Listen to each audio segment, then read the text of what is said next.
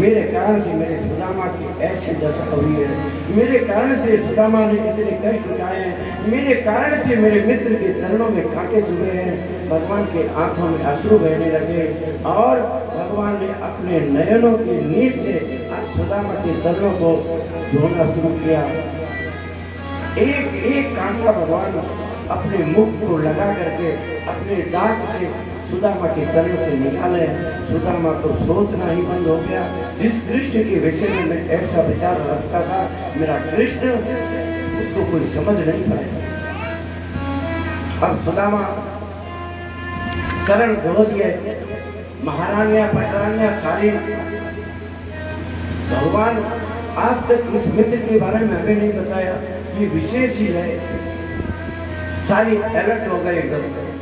भगवान ने कहा सुदामा जल्दी से स्नान करो, फिर बात करेंगे, पहले भोजन होगा फिर बात थी। नहाओ, पहले जाओ स्नान करो, थके हुए हो। सुदामा स्नान किया, नए नए वस्त्र भगवान ने उन्हें दिए। सुदामा नए वस्त्र पहने और नए वस्त्र पहन करके अंदर ही अंदर, वाह सुशीला, आज तेरे कारण से मुझे अपने मित्र से मिलने का सौभाग्य प्राप्त हुआ, धन्य है। पत्नी को याद किया। भगवान ने कहा मित्र स्नान कर लिया? हाँ हाँ हाँ हाँ कृष्ण, मैंने कर लिया। अब तो बैठो, भोजन करो। भोजन कराया। भोजन करने के बाद भगवान बैठे सुदामा के पास, बैठ करके कहा और मित्र कैसे हो? तो कहा ठीक हूँ कृष्ण। मैं गुरुकुल की बातें करने लगे, शादी वादी हो गई? तो कहा हाँ हो गई कृष्ण, पत्नी है, सुशीला नाम है, 4 संतानें हैं, भगवान की कृपा से सब आनंद है। अच्छा, हमारे भाभी जी कैसे स्वभाव में? अरे कृष्ण पूछ मत, संसार में ऐसी धर्मपत्नियां बहुत ही भाग्यशाली को मिलती है, ऐसी मेरी सुशीला है।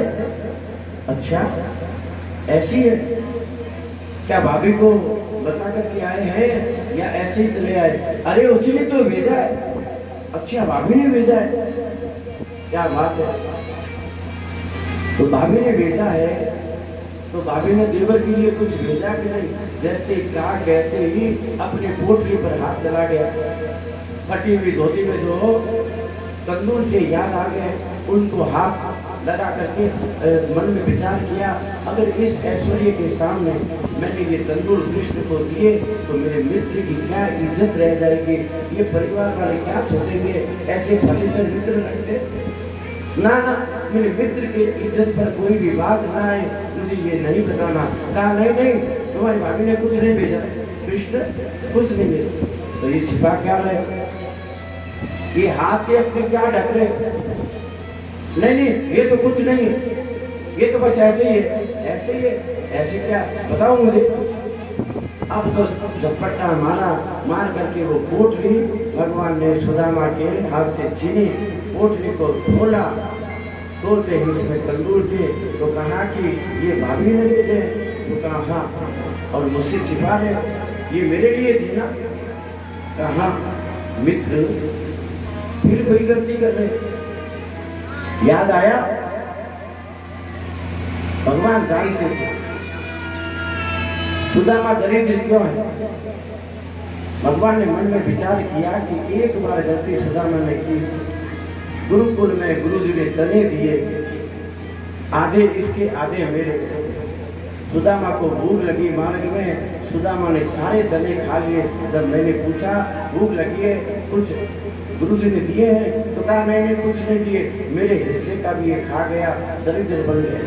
भगवान के हिस्से का जो खाता है फिर जीवन में दरिद्रता आनी समझ लो तय है। ये सुदामा के जीवन में जो दरिद्री है, ये गुरुकुल की वही सजा है जो ये भोग रहा है। दोबारा ऐसी गलती मैं इसको नहीं करने दूंगा।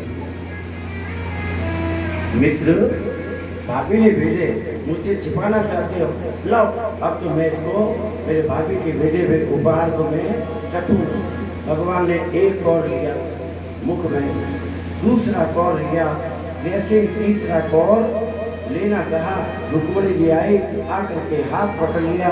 प्रभु ने क्रोध करके देखा, रुक्मिणी जी ने देखा भगवान को क्रोध आ रहा है। रुक्मिणी जी ने कहा अरे स्वामी क्रोध ना करिए, अरे भाभी आपकी थोड़ी ना, हमारी भी तो है, आपने 2 कौर ले लिए, 1 को तो हमें खाने दीजिए। भगवान ने कहा अच्छा लो लो। रुक्मणी जी जानती थी 2 कौर में समस्त ब्रह्मांड का सुख सुदामा के भाग्य में प्रभु ने दे दिया है। अगर ये 3रा कौर उन्होंने ले लिया, हम सब पटरानियों को सुदामा की दासी बनकर के रहना पड़ेगा। भगवान ने कहा क्यों सुदामा, सब अच्छे से? हाँ हाँ। तो ब्राह्मण देवता अब आए हो तो आशीर्वाद दे दो कि ज्ञान तो तुम्हारा भी हो गया। तो